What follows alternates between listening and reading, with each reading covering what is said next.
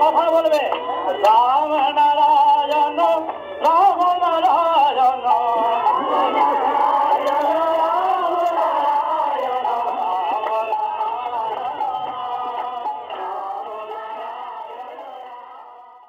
রাম নারায়ণ রাম। প্রিয় সুধীবৃন্দ, ঠাকুরের এই দুর্লভ বেদবাণী আপনারা ধৈর্য সহকারে পুরোটা শুনবেন। রাম নারায়ণ রাম।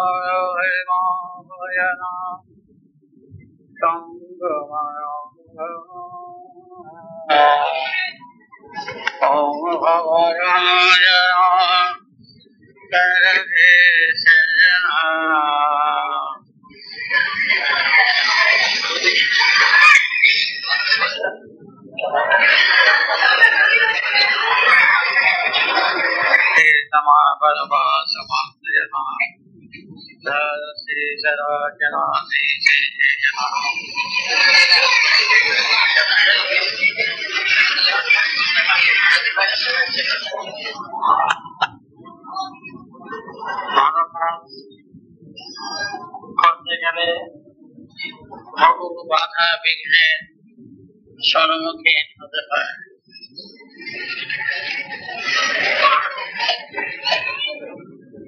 আজ 72 বছর বয়স,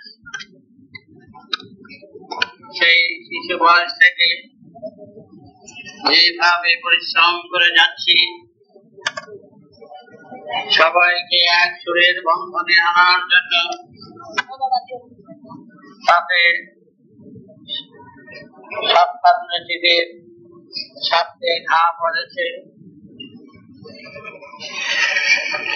তার যে প্রতি মুহূর্তে আমরা পড়াচ্ছি,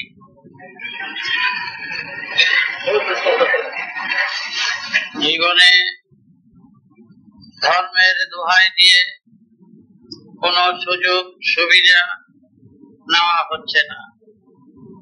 ধর্মের অর্থকে যারা বিকৃত করে সমাজকে ধ্বংসের পথে নিয়ে যাচ্ছে যারা, তাদের বিরুদ্ধেই প্রতিবাদ করে যাচ্ছি।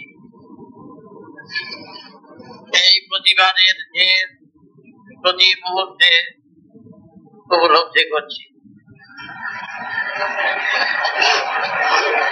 এখানে আমি ভগবান, অবতার, সাধু, সন্ন্যাসী, মহান কোন কিছু আশা আকাঙ্ক্ষা বা পদবী বা নেতা সাজবার, ভগবান সাজবার কোন আশা আকাঙ্ক্ষা রাখি না।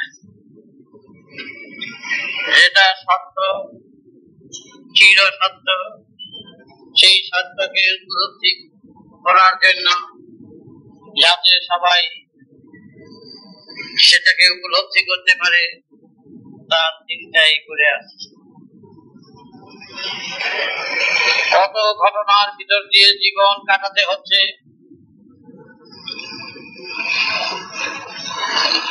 সম্পূর্ণ নিজেকে উৎসর্গ করতে যারা না পেরেছেন, তারা এই মর্ম উপলব্ধি করা তাদের পক্ষে কঠিন। সাধারণ সংসারে কত রকম বিপদ, কত ঝঞ্ঝাট ঝামেলা আছে। যে কেউ, যে কোনো ব্যক্তি যদি একটু ভালো কাজ করতে যায়, তাকে কিভাবে দাবিয়ে রাখবে তার চিন্তাই করে বেশি। পাঠ্য জীবন, কর্মজীবন, সব জীবনের পক্ষে এই ঝামেলা ঝঞ্ঝাট আসছে।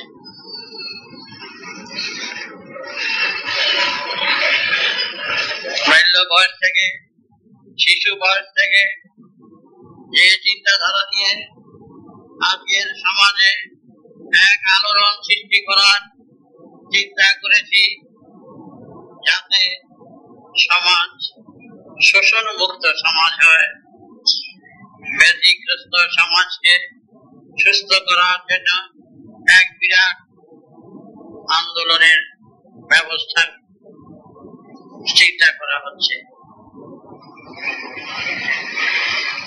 সেই আন্দোলন কারো অসুবিধা করে নয়, কোন রকম খুন খারাপের চিন্তা নয়, সহজ সরল ভাবে সত্য ন্যায় নিষ্ঠার ভিতর দিয়ে ভালোবাসা এবং প্রেমের মাধ্যমে যাতে সমাজের সবাই জাগরিত হয়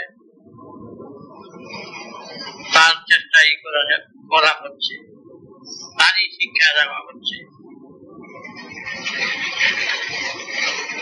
যারা পূজা পার্বণ যাগ যজ্ঞের সুযোগ নিয়ে সমাজকে শোষণ করছে তারা বরগাছা।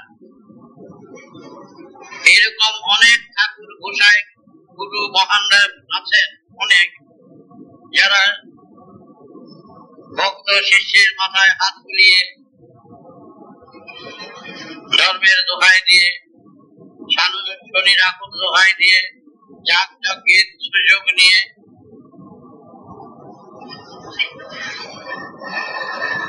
নানা রকম ভাবে উপার্জনের পথ তৈরি করে তাদের শোষণ করছে। তারই বিরুদ্ধে আমি জোর প্রতিবাদ করে যাচ্ছি, আজ থেকে নয়। যাদের সামনে ঘা লেগেছে এরকম অনেক দল আছে, অনেক সম্প্রদায় আছে, অনেক সাধু গোসাইরা আছেন, তাদের উপরে গিয়ে এই আঘাত করছে। তারাই ক্ষিপ্ত হয়ে কিভাবে আমাকে দাবাবে, কিভাবে দমন করবে, কিভাবে হেয় করা যায় তার চেষ্টায় রত হচ্ছে। তাদেরও তো অনেক ভক্ত আছে, সেই ভক্তদের চটিয়ে আমাদের বিরুদ্ধে নানা ষড়যন্ত্র করতে শুরু করছে, আজ থেকে নয়। আমি জোর প্রতিবাদ জানাচ্ছি, ধর্ম করে করুক, যে যা খুশি সাধনা করে করুক, তাতে তো কোনো বাধা দেওয়া হচ্ছে না। এই নিরীহ সমাজ, নিরীহ ব্যক্তি, আজ আমার কয়েক কোটি সন্তান, তাদের যদি আমি বলি তোমাকে শনিতে ধরেছে, রাহুতে ধরেছে, তোমার শান্তি শাসন করতে হবে, যজ্ঞ করতে হবে, তবে শনি রাহু পালাবে, দৌড়িয়ে আসবে, এসে করবে বাবা এর প্রতিকার।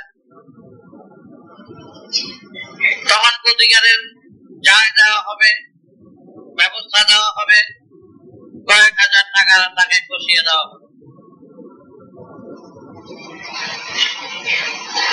এইরকম করলে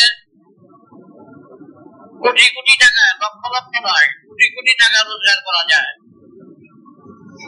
ভালোভাবে সমাজে এটা স্বীকৃতি আছে, সমাজে এটা মেনে নিচ্ছে, এই যাগ যজ্ঞ পূজা পার্বণ মেনে নিচ্ছে, এবং সেই মেনে নেওয়ার সুযোগটা যে কোনো মুহূর্তে নিতে পারি। কিন্তু আমি মনে করি এটা পকেট মারাচ্ছে ওখানে।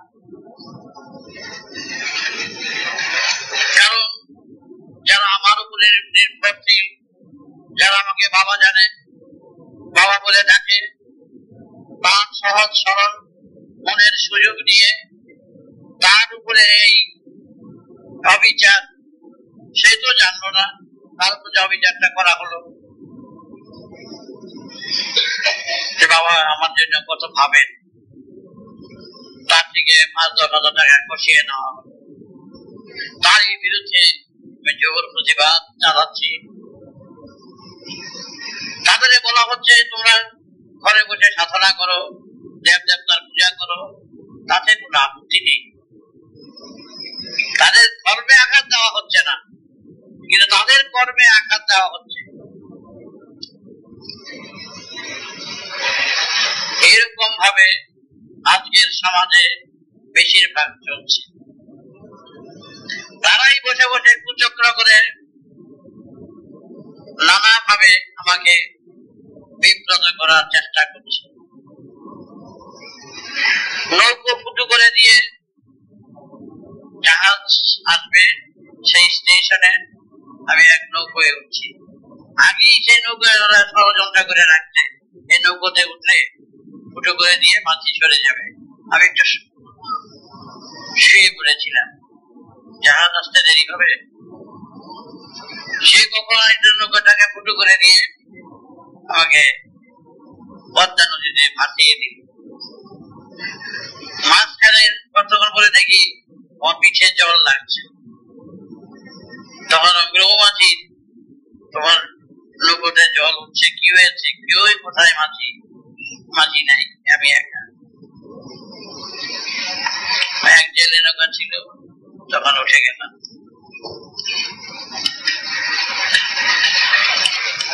তারপর সেই মাঝির নাম হচ্ছে সর্বানন্দ, এসে পরে ক্ষমা চাইল, আর করবো না। কোন দল সম্প্রদায় পিছনে লেগে ওকে টাকা দিয়ে এই বুদ্ধি করেছে, এটা গল্প নয়। তখন তাকে জিজ্ঞাসা করলাম, কেন শত্রুতা খাতন করলো? তাদের তো আমি চিনিও না। বলছে, আপনি সবাই পূজা পার্বণ যাগ যজ্ঞের ব্যবসা উঠিয়ে দিচ্ছেন, যেটা অর্থ আমারও প্রয়োজন, আজ বাদে কাল চলে যাব, তার জন্য বিশ্বাসঘাতকতার কাজ করব? আমার সন্তান আমাকে যারা ভালোবাসে, বাবা বলে ডাকে, সেই সুযোগ নিয়ে তাদের শোষণ করব রক্ত চোষার মতো? এটা সবচেয়ে বেশি অপরাধ। যজ্ঞের মন্ত্র জানা আছে, শান্তি শস্ত্রের মন্ত্র জানা আছে, ইচ্ছে করলেই ব্যবহার করা যায়। কিন্তু আমি যখন বলবো যে শনিতে ধরেছে, আদৌ তাদের শনি ঠনিরাও কিছুই না, মুখে মুখে বলতে হবে ধরেছে। আর মুখে মুখে বিধি ব্যবস্থা নানা রকম দিয়ে তাকে সারাতে হবে। দুইটাই ফাঁকি দেওয়া, মিথ্যা কথা বলা, ভণ্ডামি করা, জোর চুরি করতে হবে, তবে এই কাজ সিদ্ধ হবে। কোন টাকাটা? এই কাজ কেন করতে যাব সেটাই প্রতিবাদ করেছি, করি না বলেই পেছনে লেগেছি। আজ আমি লক্ষ লক্ষ লোককে দীক্ষা দিচ্ছি জানার মন্ত্র, যাহা জানা প্রয়োজন, যেটা অজানাতে রয়েছে সেই শিক্ষা। তারই সারা গ্রাম, সারা গামা বাধা নিশার মতো, তারই সারা গ্রাম। মহামন্ত্র হচ্ছে সেই শব্দ ধ্বনি, প্রতিটি শব্দই মন্ত্র, প্রতিটি কথাই মন্ত্র। সেই শব্দটি দিচ্ছি, সেটা জানার সারা গ্রাম। যেমন গোলাঘাট, সাকিস্তান, মণিপুর, অনাহত, বিশুদ্ধ, আজ্ঞা, সহস্রা, সারে গামা পাদা নিশা। এটাই বিনা যন্ত্র বাজিয়ে সেই সারা গ্রাম সাধনা করে সুরে পৌঁছে, সেই হয় সুরক্ত। আর এটাও ঠিক নাই, দেহ বিনা যন্ত্রটাকে সেইভাবে বাজিয়ে মূলাধারে, এটা মহাধ্বনি আছে। আমারই ভক্ত ছিল আনাউদ্দিন খাঁ, খুব নাম করা শরৎ বাজাতে, অনেকে চিনে আলাউদ্দিন খাঁকে, অনেকে চেন। আলাউদ্দিনের ছেলে হলো আলী আকবর খাঁ, আলাউদ্দিনের দাদা ছিল আফতাউদ্দিন খাঁ। এই আফতাউদ্দিন খাঁকে আমি জিজ্ঞাসা করলাম, আলাউদ্দিনের দাদা খুব বড় বালক ছিলেন, অদ্ভুত। তাকে জিজ্ঞাসা করলাম, তার বাড়ি হলো কুমিল্লা, আমি খান সাহেব ডাকতাম। তখন আমার 10 বছর বয়স। আমি খান সাহেব আমার কাছে এসেছিলেন, সেই আপনার দীক্ষা আমাকে ছোট্ট গোসাই বলতো। আইয়া বলছে, ছোট্ট গোসাই আমার এই আটটা চাপড়াটা ফাটিয়ে দাও না, কুমিল্লা কথা বলছি। আমি বললাম তুমি কাম করো, তাহলেই হবে। আমি যখন ওকে বললাম আপনার দিন খাকে যে খান সাহেব সার অর্থ কি বলতে পারো? বলে এইটা আমি কই জানতাম না, এইটা বুঝতে পারতাম না। তাহলে কেন বুঝতে পারতাম না? সারে গামা সাধনা করো, সার অর্থ জানো না? তোমাকে তুমি কো আমার বুঝতে গেলে 21 ঘন্টা লাগবে। 21 ঘন্টা যদি বলি তাহলে একটা সার অর্থ হবে। বলে কি? আল্লাহ এহে আল্লাহ ওহু আল্লাহ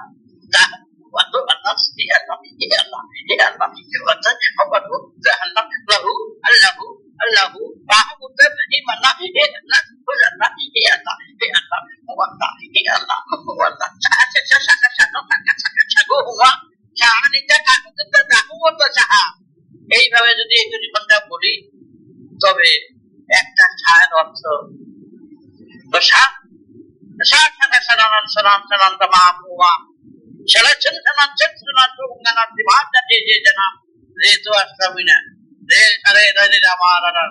এই মূলাধার গুচ্ছটা মধ্য তার হচ্ছে 27টা, আর নাভি হচ্ছে মণিপুর।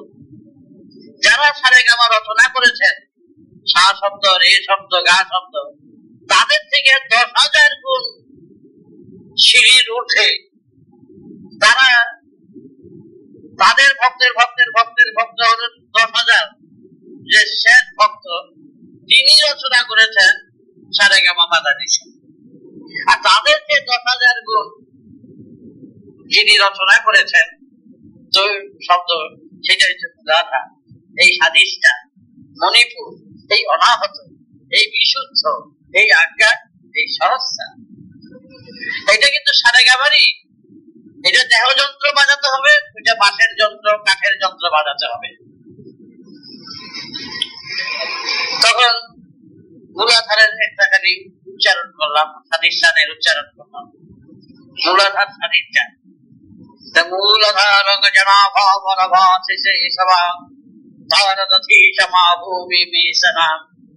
স্বাধিষ্ঠান পরবিমুদ্রতা স্বাধিষ্ঠান মনাপীতং জনা তরধীশ বহুমান জগদীশরণাং জনাতিব স্বাধিষ্ঠান মূলাধার পরভাতং জনাধিমা সরসীশং জনা। কি হলো স্বাধিষ্ঠানে? কি হলো? একটা ফ্যাক্টরি কে সবাই, তার যে প্রতিনিধিরা সবার কাছে ফ্যাক্টরিটা দেখাইতে পারে না। ফ্যাক্টরিতে কি তৈরি হয় সেটাই কি সবাইকে দেখায়। দেখো এই সাবান, এই পাউডার, এই খাবার, এই হরলিক্স, এইরকম জাতীয় দাম যেমন ফ্যাক্টরিতে হয়, সেরকম স্বাধিষ্ঠান ফ্যাক্টরি থেকে কি তৈরি হয়? সারাগ্রাম স্বাধিষ্ঠানে হচ্ছে যেখানে কাম কামনা রয়েছে, যেখানে কাম কামনা রয়েছে সেটা হলো স্বাধিষ্ঠান। মূলাধার হচ্ছে প্রথম বীজ বপন করে, সেটাই মূলাধার, মূল কেন্দ্র, এটা হলো গুঞ্জনধার। মূলাধারে বীজ বপন করলাম, স্বাধিষ্ঠানে অঙ্কুর গজালো, সেই স্বাধিষ্ঠান অঙ্কুরে পাতা লতা হলো। কি বুঝিয়ে দিল? যেখানে কাম কামনা আছে, বাসনা আছে, তৃপ্তি আছে, এই ব্যাখ্যাটা তার মধ্যে রইল। সেই ব্যাখ্যায় কি হয়? বিরাট ফ্যাক্টরি ইউনিভার্স, এই বিশ্ব প্রকৃতির যে কি কি আছে, এই বিশ্ব প্রকৃতিতে এই মহাশূন্যে কি কি আছে এমনি তো দেখা যায় না, এমনি তো কিছু বলা যায় না। নীল আকাশ সেটাই দেখতে পাচ্ছ, তার মধ্যে আমরা সামনে দেখছি মেঘ, তারপরে চন্দ্র, সূর্য, গ্রহ, নক্ষত্র, এইটাই দেখতে পাচ্ছি। এগুলো কোথা থেকে এলো তা তো জানি না, কেউ বলতে পারবে না। এই মহাকাশে মহাশূন্যে কি আছে, কিভাবে আসছে, কিভাবে চলছে, এই কিভাবে নড়াচড়া করছে, কিভাবে সূর্যের আলোটা এলো, কিভাবে চাঁদের আলোটা এলো, কিভাবে গ্রহ নক্ষত্র চলছে, তার হদিস তো খুঁজে পাওয়া যায় না। তখন পাওয়ার জন্য এই জীব জগতে সবাইকে বুঝিয়ে দিল যে কি কি মহাকাশে আছে, তাকে বুঝো। কি করে বুঝবে? ফ্যাক্টরি থেকে জিনিস আনলে বিস্কুট তৈরি করে তোমাকে নিয়ে দিল, বিস্কুট খেয়ে কয় হ্যাঁ ওই ফ্যাক্টরিটা খুব ভালো। এই মহাকাশের ফ্যাক্টরির মধ্যে কি চলছে শূন্যে হাত দিলে তো বুঝবে না। বুঝিয়ে দিচ্ছে দেহ বিনা যন্ত্রের সুরে। সাধারণ একটু কাম, সেই কামটুকুনোর জন্য দেখো কি মানুষ ব্যস্ত। একটা ফ্যাক্টরির নমুনা, সেখানে আছে প্রেম আছে, ভালোবাসা আছে, উন্মাদনা আছে, বৃত্তির নিবৃত্তি আছে, সবই আছে। কিন্তু তার জন্য দেখো কত ছল চাতুরি মিথ্যা প্রবঞ্চনার সুযোগ নিচ্ছে। একটা কাম তৃপ্তি করার জন্য কিভাবে উঠে পড়ে লাগছে সবাই, চারিদিকে চিন্তা করে দেখো বেশিরভাগ কাম উন্মাদনা কে কাকে শেখায়। একটা পাখি, একটা জীব জন্তু, তারা প্রত্যেকেই জানে কাম কামনার কথা। সেইভাবে বাল বাচ্চা হচ্ছে, সন্তানাদি হচ্ছে কাম। মানি বা নাতা বা যে যেন এই কাম একটা সারে গ্রাম মুলাফা স্বাধিষ্ঠান। স্বাধিষ্ঠানে যখন ফুটে উঠে তখন দেখো কত কবিতার ছন্দ, কত গীত গান, কত রকম ভাব ভঙ্গি, কত ছল চাতুরি, কত মিথ্যা প্রবঞ্চনা চলতে থাকে। সেই প্রেমটাকে, সেই কামটাকে কামনায় আনার জন্য কত যথেষ্ট চেষ্টা করে, সফল করার জন্য আপ্রাণ চেষ্টা করে চলছে। দেখো চিন্তা করে দেখো, আজ জগতে কত নালিশ আমার কাছে আছে, যেই ছেলেটা বেরিয়ে গেছে একটা মেয়ে নিয়ে, ওই মেয়েটা বেরিয়ে গেছে একটা ছেলে নিয়ে। বেরিয়ে যাচ্ছে কেন? যে মা বাবা মানুষ করছে, মা বাবার কাছে রয়েছে, সে উন্মাদনা, কাম উন্মাদনায় হচ্ছে। হিজড়া নিয়ে তো বেরিয়ে যায় না, কত হিজড়া আছে, কোনো কেউ তো বেরিয়ে যায় না যাতে হিজড়াকে ভালোবেসে বেরিয়ে গেছে। কি ছেলে কি মেয়ে, এই যে উন্মাদনা কাম, কাম বীজ, কামনার বীজ, তাতে কত হত্যা হচ্ছে প্রত্যেকে আমরা করি। চিন্তা করে দেখো, একটা মানুষকে মানলে কত শাস্তি দেয়, কিন্তু একটা ব্যক্তি কত হাজার হাজার সন্তানকে খতম করছে ইচ্ছায় অনিচ্ছায়, তার জবাব কে দেবে? একটা ব্যক্তি লজ্জা ত্যাগ করে বলতে হচ্ছে, একটা ব্যক্তি যেই বীর্য শক্তি মাধ্যমে অগণিত সন্তান সেখানে থাকে, দুটা ইলিশ মাছের, একটা ইলিশ মাছের ডিমের মধ্যে বিধি বিধি যে থাকে, প্রত্যেকটা একটা ইলিশ মাছ, কয়েক লক্ষ ইলিশ মাছ হবে ওই দুইটা ডিমের মধ্যে। একটা ইলিশ মাছের ডিম যদি ফুটে উঠে একটা নদী ভরে যাবে। সব ফুটে না বলে খেয়ে ফেলায় মানে বাঁচে। তাহলে একটা ইলিশ মাছের মধ্যে তো একটা মানুষের মধ্যে কতগুলো মানুষ থাকে চিন্তা করে দেখো। একটা মানুষের ভিতরে কত হাজার লক্ষ লক্ষ মানুষ থাকে। একটা জীবনে যে বীর্যপাত হয়, সেই বীর্যের মধ্যে মন্দিরগুলি খতম হয়ে যাচ্ছে, নর্দমায় ভেসে যাচ্ছে। একটা বাপের কটা সন্তান দিতে পারে? 5টা, 10টা, 11টা, 12টা, 14টা, 19, 20, 30 হয় সাধারণত। কিন্তু ক্ষেত্র যদি পায় হাজার হাজার হতে পারে।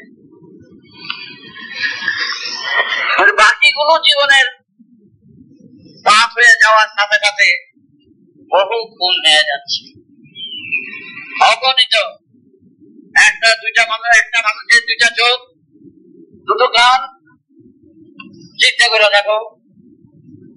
আর সেই ব্যক্তি বীর্য শক্তির মধ্যে যে মানুষগুলো আছে, একটা মানুষের বীর্যের যদি সফল করা যায় তাহলে এই পৃথিবীকে ভরে ফেলতে পারে। একটা মানুষের, 2টো মানুষ লাগবে না। এতগুলো মানুষ, 500 কোটি 600 কোটি লোক আছে পৃথিবীতে, কথা বলছে। এই 500, 600, 700, 1000 কোটি লোক একটা মানুষের মধ্যে যে থাকে, 500 কোটি যদি থাকে তাহলে 1000 কোটিটা চক্ষু, 2টা করে চক্ষু করে ধরে যাও। একটা মানুষের মধ্যে যদি 500 কোটি লোক থাকে তাহলে 2টো করে চক্ষু হলে কত হয় হিসাব করো। সৃষ্টি তত্ত্বে এই মহাশূন্য থেকে যেই সৃষ্টি, এটা বিজ্ঞানের কথা বলছি, আমি যুক্তির কথা বলছি, এটা ভাবের কথা নয়। সুতরাং মহাশূন্য থেকে এই যে ফ্যাক্টরি থেকে এই যে প্রত্যেকের ভিতরে এতগুলো করে মানুষ রয়েছে, কিসের জন্য, কোন স্বার্থে, কি প্রয়োজনে? আমরা 50-500 লোক দিয়ে একটা কমিটি করি, ইউনিয়ন করি, সংঘবদ্ধ করি। আর 1000 কোটি 500 কোটি লোক যদি তোমার মধ্যে থাকে, তুমি কি না করতে পারো বলো? 1000 কোটি চক্ষু, 1000 কোটি কান, 2টা চক্ষু একটা গ্রহকে দেখো এতটুকু, একটা তারাকে দেখো এতটুকু। 1000 কোটি চক্ষু যদি একত্র করো তাহলে সেই গ্রহটাকে কত বড় দেখবে? চিন্তা করে দেখো। 1000 কোটি চক্ষু যদি একত্র করো, সূর্যের আলোটা ব্যপ্তমান ছড়িয়ে আছে। একটা বাড়ি গাছের গ্লাস দিয়ে আবার ধরে দিয়ে যদি রাখো, একটা জায়গায় সমস্ত রোদ্রটা জমে যায়, আগুন জ্বলে ওঠে। তখন আগুন জ্বলে, কাগজে রাখলে পুড়ে যায়। তাহলে 1000 কোটি চক্ষুকে যদি তুমি প্রকৃতির মহাদান, সৃষ্টিতত্ত্বের মহাদান, মহাশূন্যের থেকে এই যে জিনিসটা আমরা পেলাম, 1000 কোটি লোক, 1000 বা 500 কোটি লোক আমার মধ্যে যদি বিদ্যমান থাকে, আর তাদের সব চোখ, মুখ, কান, নাক, সব যদি একত্রে করে রাখো, তাহলে একটা গ্রহের মধ্যে যে ক্যাপাসিটি আছে একজন ব্যক্তি ঘর বুঝছে, এখান থেকে বসে সেটা দেখতে পাবে। কত বড় ক্ষমতা সহি করার জন্য প্রকৃতির ব্যবস্থা। প্রকৃতির কে ব্যবস্থা করছে খুঁজে পাওয়া যায় না, সে কি করে, কোথা থেকে আসছে কি করে। তার জন্যই এখানকার বিচক্ষণেরা দেব দেবতার কথা বলেন, দেবতা নাম দিলেন, তিনি ভগবান, তিনি মহামন্ত্র ওখানে দিচ্ছি বুঝবার জন্য, জানার জন্য। দেবতাকে পাওয়ার জন্য মহামন্ত্র থাকে না, দেবতাই জানা নাই। আজ পর্যন্ত তো এত মঠ, মন্দির, মসজিদ, গির্জায় ভরে গেছে, বিগ্রহে ভরে গেছে, কেউ সঠিক কথা বলতে পারলো না যে বিগ্রহের খুঁজে পাওয়া গেছে, জানতে পেরেছি, বলো না। বিগ্রহের সৃষ্টি হলো সমাজকে রক্ষা করার জন্য, ব্যবস্থা বলে রক্ষা করার জন্য, শৃঙ্খলা আনার জন্য, মূর্তি পূজা। আর সেটা আজকে কোথায় গিয়ে দাঁড়িয়েছে? যে মূর্তির যে কথা বলে, এই মূর্তি দর্শন দেয়, কিন্তু 85 কোটি 87 কোটি লোক আছে ভারতবর্ষে, একজন কি বলতে পারবে যে আমি সামনাসামনি দেবতা দেখেছি, মূর্তির সাথে কথা বলেছি? সব হতে পারে। সুতরাং ভগবান আছেন এটা বলা চলবে না, আর ভগবান নাই এই কথা বলা চলবে না। যে আমি ভগবান মানি এই কথা বলা চলবে না, ভগবান মানি না এই কথা বলা চলবে না, কারণ দুইটাই তোমার অজানা। মানি তাও পারো না, মানি না তাও তুমি বলতে পারো না যদি থাকে। আমার কাছে শ্রাদ্ধ করার যেটা বহু লোক আছে, বাবা একটা শ্রাদ্ধের কত কিছু লাগে, জিনিসপত্র ছাতি লাঠি থেকে আরম্ভ করে বিছানা পত্র থেকে আরম্ভ করে অনেক লাগে। আর এখানে তো কিছু লাগে না, লাগালাগির ব্যাপার অনেক। জল ছিটিয়ে দেই, দুটো শব্দ বলে দেই, থাকে যদি মুক্তি হইব, আর না থাকলে কেন। তারপর কি রোজই প্রায় একজন দুজন করে আস্তে আস্তে বিশিষ্ট ব্যক্তি, তিনি জিনিসপত্র দিয়েছে, থালা থালা কাপড় চোপড় বস্ত্র টস্ত্র আয়না সামনে রাখছে। আমি বললাম বসো, তখন আমার হাতে নিচ্ছে, একটু দিচ্ছ কেন? বলে আমার বাবার। তোমার বাবারে নিয়ে যাও, বাবা মারা গেছে, বাবারে নিয়ে যাও, এই বাবা এনে লাগবো না, আর এই আমার কাজ করতে এগুলো কোনো প্রয়োজন নাই,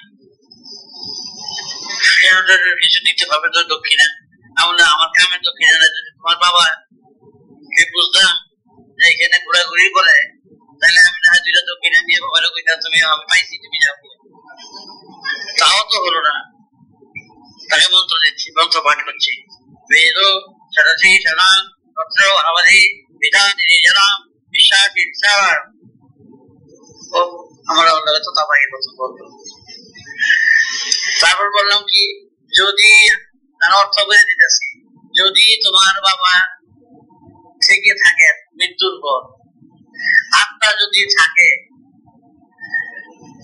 এই মহামন্ত্র পাঠ করেছেন আদি পুরীরা ঋষিরা বিচক্ষণেরা, তারা জানে যে এই মন্ত্র পাঠ করলে যার যার বাবা মা মুক্তি হয়ে যাবে।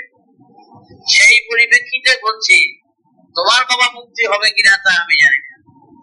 এক, দুই নম্বর হলো বাবার আত্মা আছে, যারা আত্মা সম্পর্কে তত্ত্ব লিখেছেন তারা সঠিক প্রমাণ দিতে পারেন। আত্মা আছে কি নাই তাই জানে না।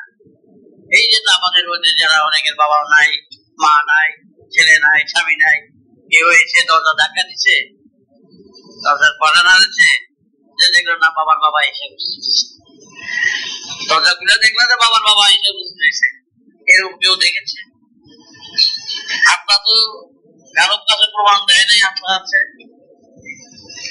আপনার প্রমাণ আজ পর্যন্ত কেউ পায়নি, আত্মা দেখেনি, আত্মা আছে জানে না।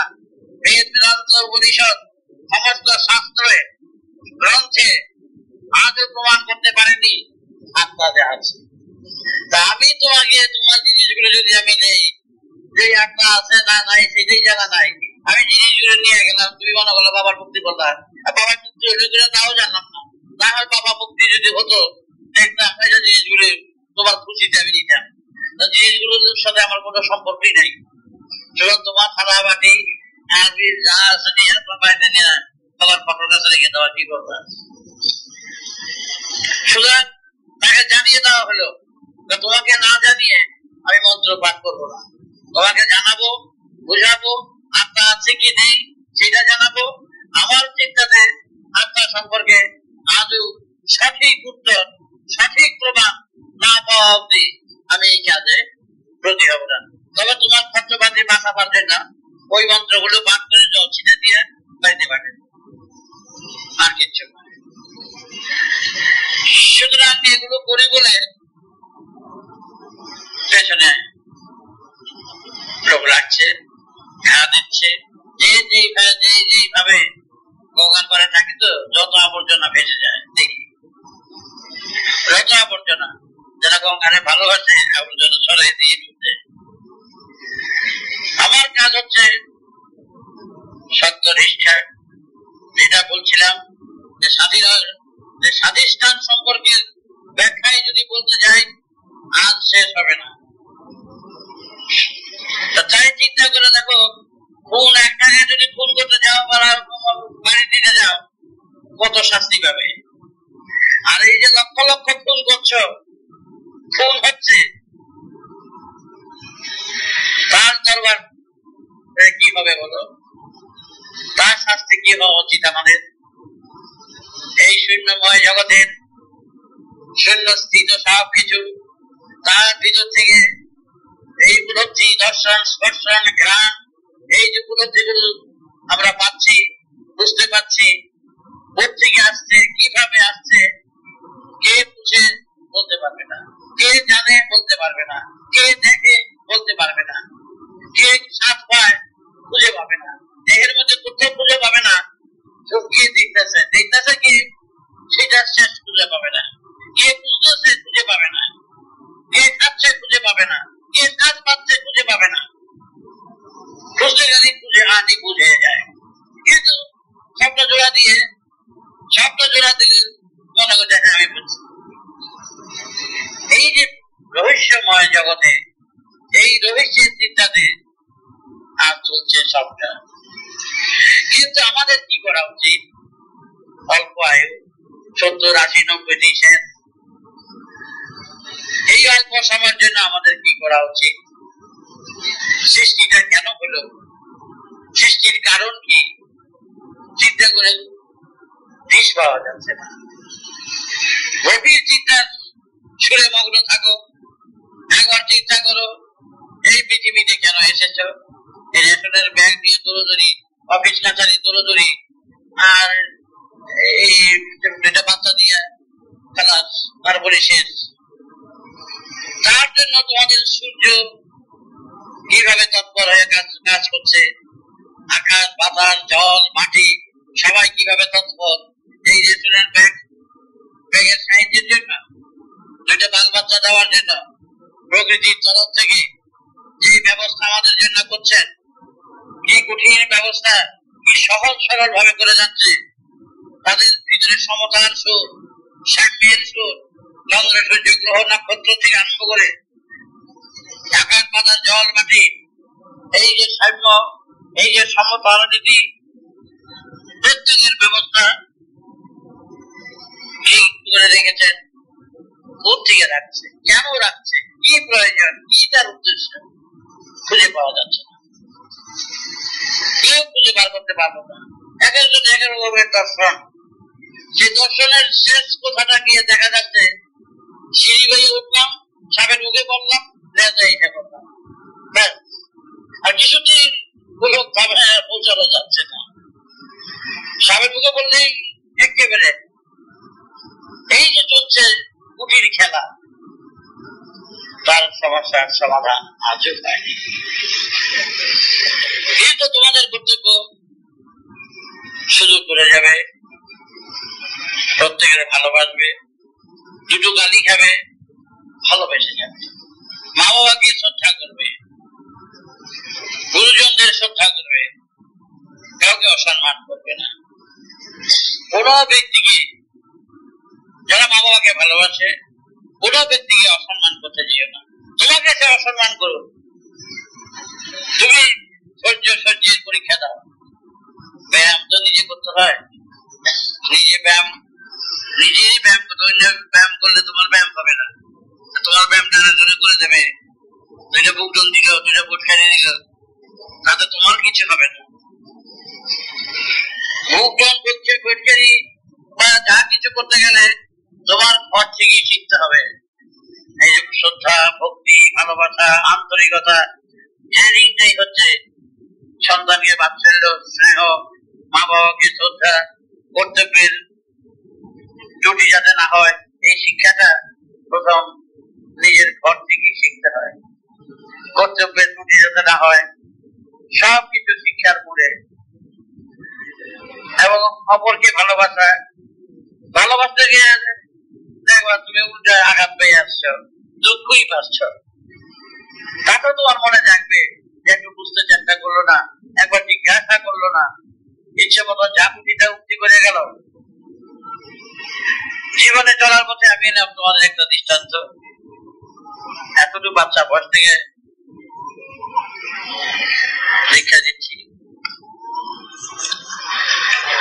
স্কুলের মাস্টার, পাঠশালার মাস্টার থেকে আরম্ভ করে যে দীক্ষা দিয়ে যাচ্ছি,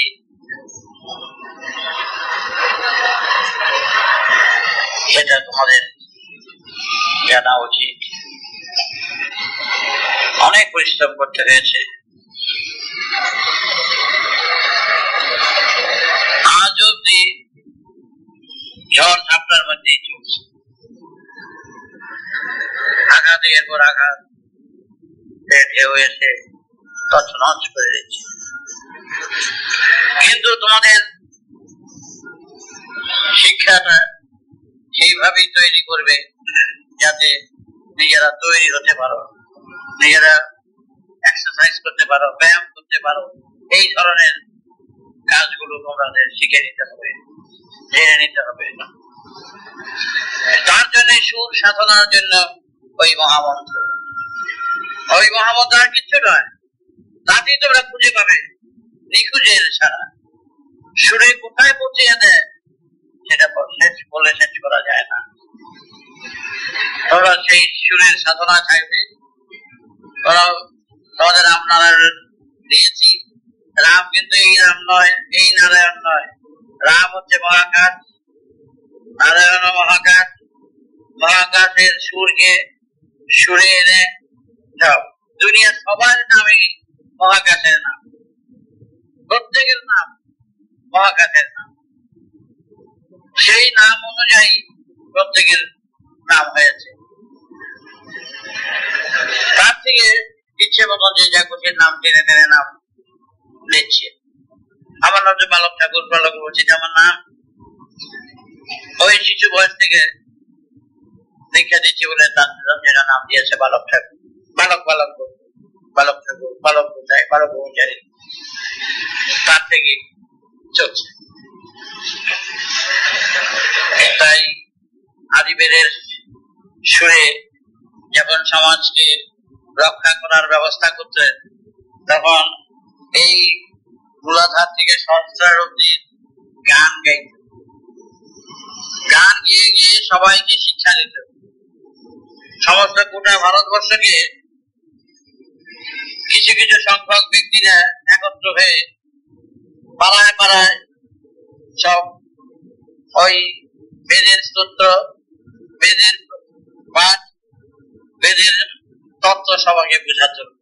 সমস্ত পাড়ায় পাড়ায় সমস্ত গোটা ভারতবর্ষে একই সময় সবাই ভারত ঘন্টা দুয়েক এই পরিশ্রমটা করতো, সবাইকে দেশবাসীকে জানাতো। এখানে 50, এখানে 50, এদিকে 50, ওই পাড়ায় 50, সেই পাড়ায় 50, সব গোটা ভারতবর্ষে এইভাবে শিক্ষা দিত। এবং সেই সূত্রের আমি সুর দিতে পারি না, এমনি বলছি। ওই একটা দলের দিকে বেরিয়ে গেল, এক পাড়ায় আরেক দলের দিকে বেরিয়ে গেল। তারা তখন বলতো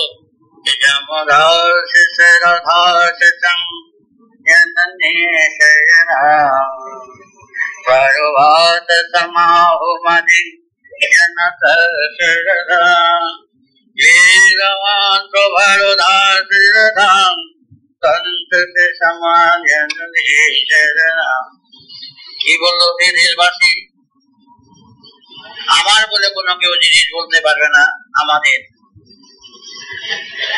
এই 200 ঘর করে তোমরা একটা পাড়ায় আছো, এই 200 জন ব্যক্তি তোমরা চাষবাস করবে।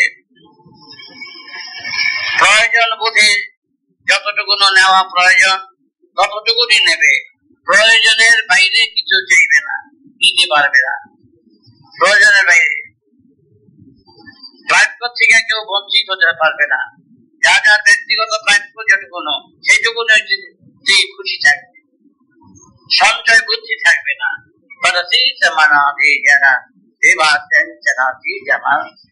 সঞ্চয় বুদ্ধি থাকবে না। সঞ্চয় করতে গেলে দেশে অভাব হবে,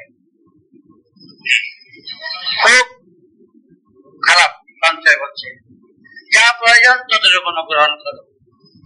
সেই সময় সবাই ন্যায়ের দণ্ড হাতে নিয়ে সমাজের সব বিদেশি শক্তি যাতে না আসতে পারে তার জন্য সবাই সমানভাবে পাহারা দিত। এবং দেশবাসীকে বুঝাতো যে তোমার বাড়ি তোমার ঘর আমরা আমাদের বাড়ি থেকে আবর্জনা গুলো রাস্তায় ফেলে দিলি মনে করলাম খালাস। তা নয়, রাস্তায় যে ফেলবে সেও তোমারই রাস্তা। নিজের বাড়িতে যেমন ফুল গাছ পুঁতে ওরা রাস্তা রাস্তায় সেরকম ফুল গাছ পুঁতত। সবাই মনে করে আমাদের রাস্তা। আমাদের অন্যের বাড়ি কোনো ক্ষতি হলে আশেপাশে সবাই সেই বাড়িতে মেরামত করে দিয়ে যেত। এইরকম সমাজ ছিল। সব জায়গায় খাদ্য থাকতো, যার যতটুকু কোনো প্রয়োজন নিয়ে আসতো, প্রয়োজনের বাইরে এক ফুটু চালু আনবে না। এখন যে অবস্থা, গেছিলাম বছর আগে, দেখি ম্যানুয়াল কাভার গুলি পর্যন্ত নাই।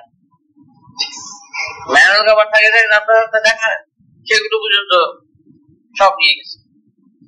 কি অবস্থা আমাদের দেশ! এই দেশকে আমরা চেয়েছিলাম মধুময় করতে। সবাই এই যে লক্ষ লক্ষ সন্তান করেছি, লক্ষ লক্ষ সন্তান হয়েছে,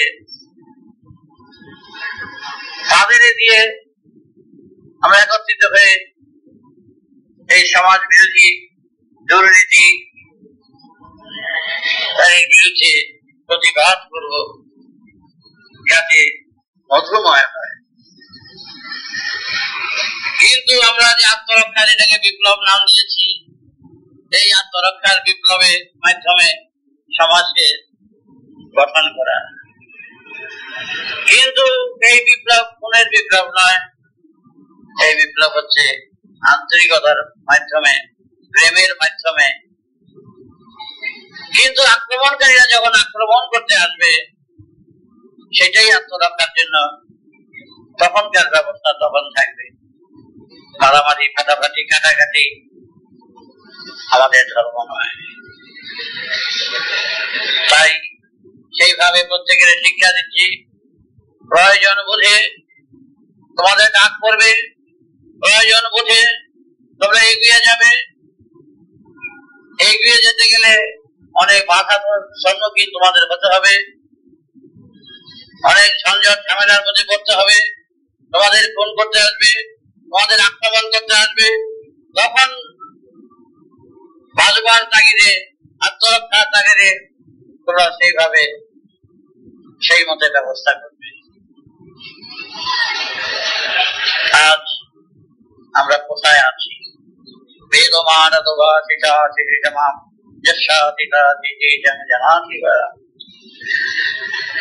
সুতরাং পাপ পুণ্য কথা আছে, যেটা বিবেকের বিচারের বিরুদ্ধে যেটা কাজ করবে সেটাই মনে করবে ত্রুটি। তুমি আমার কাছে মিথ্যা দিয়ে নিজেকে প্রতিষ্ঠা করতে পারো সাময়িক, কিন্তু সত্য কথা বলে একজনের বিরক্তি হলো, পরে বুঝেছে দেখবো তোমাকে সে ডাকছে। সত্যের আলো যথেষ্ট, তোমরা সত্যে প্রতিষ্ঠিত থাকবে, কোন রকম নিজেকে ফাঁকির মধ্যে রাখবে না, ফাঁকি দেবে না। যত যা কিছু আসুক, ঝড়ের বিরুদ্ধে লড়াই করতেই হবে, ঝড়ের বিরুদ্ধে প্রতিবাদ করতেই হবে। বেমানম প্রবাদিবাসী সেবা। তাই দেহ বিনা যন্ত্রকে বাজাবার জন্য তোমরা নিজেকে ভিতরে ডুবে থাকবে, সুর সাধনা করবে, দেখবে আপনি পরিস্ফুটিত হবে, আপনি সুন্দরভাবে উপলব্ধি করতে পারবে সেই সুরকে। উত্তেজনার বসে কোনো কাজ করবে না। আমরা প্রকৃতির মহাদান একটুখানি দিয়েছে, দর্শন ভালো লাগে, স্পর্শনে ভালো লাগে, ঘ্রাণে ভালো লাগে। এই ভালো লাগাটুকুনের জন্য দেখো কত হইচই করছি। এই জগতের সরকারের যুদ্ধ বিদ্রোহ দিয়ে আরম্ভ করে সবকিছু এইটুকুনোর জন্য। এটা সাময়িক ফ্যাক্টরি নমুনা মাত্র, তাতেই কিরকম করছি। কিন্তু মহাশূন্যকে এমনি উপলব্ধি করা যায় না, বোঝা যাচ্ছে না, কিন্তু তার কার্যকলাপে গতিবিধিতে যে কত সূক্ষ্ম কারিগর, যে আমাদের ভিতরে কি চলছে, এই যে যন্ত্রপাতি গুলো কে করলো, এত বুঝে বুঝে কিভাবে হলো, কিভাবে তৈরি হলো, এই যে বুঝে বুঝে যে চলছে, এই যে পুষ্টগুলো চলছে, এই পুষ্টগুলো কোথা থেকে আসছে? বিরাট বুঝ না থাকলে, বিরাট চৈতন্য না থাকলে, জ্ঞান চেতনায় এগুলো সম্ভব হয়েছে। সে অতি সূক্ষ্ম, অতি বিচক্ষণ, যার ইঙ্গিতে এগুলো হচ্ছে, এটাই বুঝিয়ে দিচ্ছে। কিন্তু আমরা তাকে দেখি না, আমরা তাকে বুঝি না। না বুঝলেও বুঝিয়ে দিচ্ছে তোমার ভিতরের যন্ত্রপাতি দিয়ে। অপরকে দেখে, নিজেকে দেখে তোমরা শিখে নাও যে এর পেছনে কি আছে, কে করছে, কিভাবে হচ্ছে। এই বস্তুগুলো তোমার মধ্যে দেওয়া আছে। তুমি সবাইকে ফাঁকি দিতে পারবে, নিজেরে ফাঁকি দিতে পারবে না, এটুকু তো বুঝো। একটা মিথ্যে কথা বললে বেশ বুঝতে পারো যে তুমি মিথ্যে কথা বলছো। একটা অপরাধ করলে তুমি বেশ বুঝতে পারবে যে আমি এটা ত্রুটি করছি। অন্যই না বুঝুক, তুমি তো বুঝতে পারছো, এটাই যথেষ্ট। তুমি যতক্ষণ, তারপরেও যদি তুমি অপরাধ করতে যাও, ত্রুটি করতে যাও, এটা সাময়িক রক্তের চাপে, যশের চাপে, অর্থের লোভে মানুষ বিভ্রান্ত হতে পারে, মানুষ ভুল করতে পারে, মানুষেরা সবাই ভুল করতে পারে। তো সেই ভুলটা অন্যের কাছে অন্য না বুঝতে পারে, তুমি তোমার ভুল বুঝতেই পারছো, জেনে নিচ্ছ। তোমার ভুল যতর মধ্যে তুমি বুঝবে, তো সেই ভুল তুমি করবে না। এমনই সংসার, ভুল না, সেই ভুলটাকে চাপা না দিলে সংসারে চলাও যায় না। একজন ব্যক্তি যদি সঠিক ভাবে চলে, যে আমি মিথ্যা কথা বলবো না, ছলচাতুরি করবো না, যা সত্য তাতে মার খাবে, অনেকের কাছে দোষী হবে সত্যি কথা বললে। প্রথম কথা মনে সিদ্ধ পড়াতে হবে, তোমার কাছে তুমি তৃপ্ত থাকবে, তুমি তৃপ্তি পাবে যে আমি জীবনে মিথ্যা কথা বলি না, ছলচাতুরি করি না, করবো না, আমি যা সত্য তাহাই খুলে বলবো, ত্রুটি হলো বলবো। সেই সব আজ থেকে 15,000 বছর আগে এইরকম ছিল। মনে মনে একজনকে ভাবতে বলে পেলে খেলা দেখাই দেবো, আচ্ছা মনে মনে ভাবছে। তখন সে গিয়া সেই লোকটাকে বলছে যে আমি একটা অন্যায় করেছি আপনার কাছে, যে আমি মনে মনে এটা ভেবেছি। সে তো জানে না, বলে নাকি তাই করেছে, আচ্ছা তাহলে ক্ষমা করে দিলাম। ওই যে স্বীকার গিয়া করলো, মনে মনে ভুল করছে সেটা স্বীকার করে দিল। আমরা যে ত্রুটি করছি কত রকম ভাবে, কত ভাবে, সেই ত্রুটিটা অন্যরা না বুঝতে পারো, তুমি তো বুঝতে পারছো, নিজে তো বুঝতে পারছো।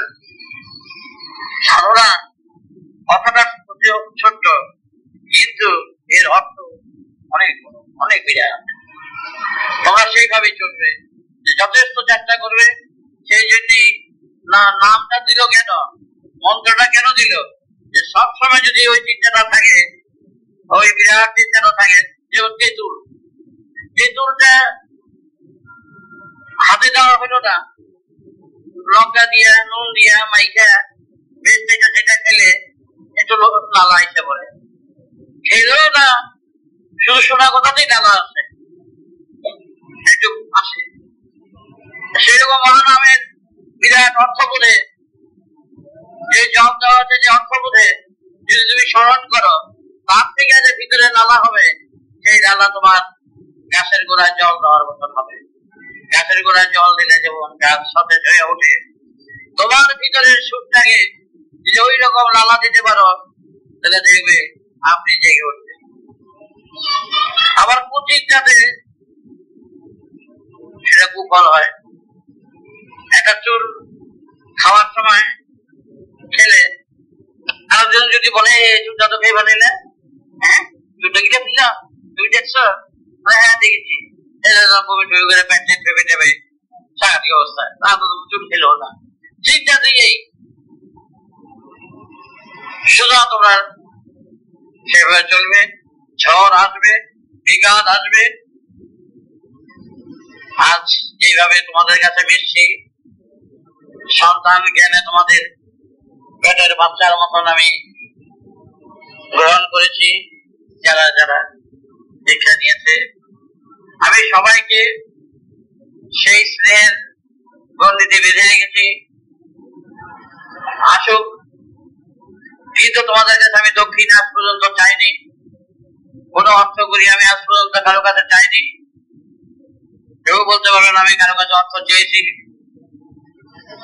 কিন্তু আমি চাই আমার দক্ষিণা আমাকে দিচ্ছি তোমাদের হবে। দক্ষিণা আমি দেবো তোমাদের থেকে ঠিকই, সেই দক্ষিণা অর্থ নয়, করি নয়, বস্ত্র নয়, বুদ্ধি নয়, কিন্তু আমাকে জড়িয়েছে অনেকের মধ্যে, অনেকে নানা রকম ভাবে জড়িয়েছে, কিন্তু আমি কারো দিয়ে এক পয়সা চাইনি, দক্ষিণা চাইনি। কিন্তু দক্ষিণা তোমাদের দিতে হবে। সেই দক্ষিণা এত সন্তান, এত ভালোবাসা, আমি নিজের পেটের বাচ্চার মতন তোমাদের স্নেহ করি। সেই দক্ষিণা আজকের এই সমাজের যে দুর্নীতি চলছে, সমাজকে ধ্বংসের পথে নিয়ে যাচ্ছে দুর্নীতিকারীরা, তাদের বিরুদ্ধে প্রতিবাদের জন্য, সেই আত্মরক্ষার বিপ্লবের জন্য, বাঁচার বিপ্লব, বাঁচানোর বিপ্লব তোমাদের মাধ্যমে যাতে করতে পারি। রামের ছিল গল্প আছে, রামের যে হনুমান ছিল, কিভাবে হনুমানের মাধ্যমে সবকিছু করেছে, রাবণকে ধ্বংস করতে বাধ্য হয়েছে রাবণকে। সেইভাবে আর শত্রুর হাত থেকে, দুর্নীতিকারীর হাত থেকে সমাজকে রক্ষা করতে হলে এই ব্যবস্থা নেওয়া দরকার।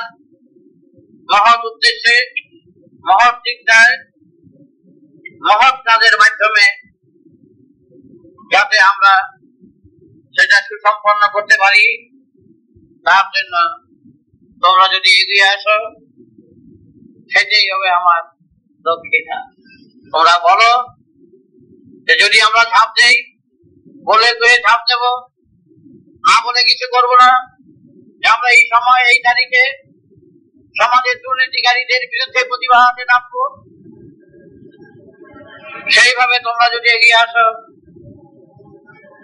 তবে আমি বাবা হয়ে তোমাদের, যারা বাবা হয়ে এই কথাই বলবো, সন্তান আমার উপযুক্ত দক্ষিণা। তোমরা রাজি আছো?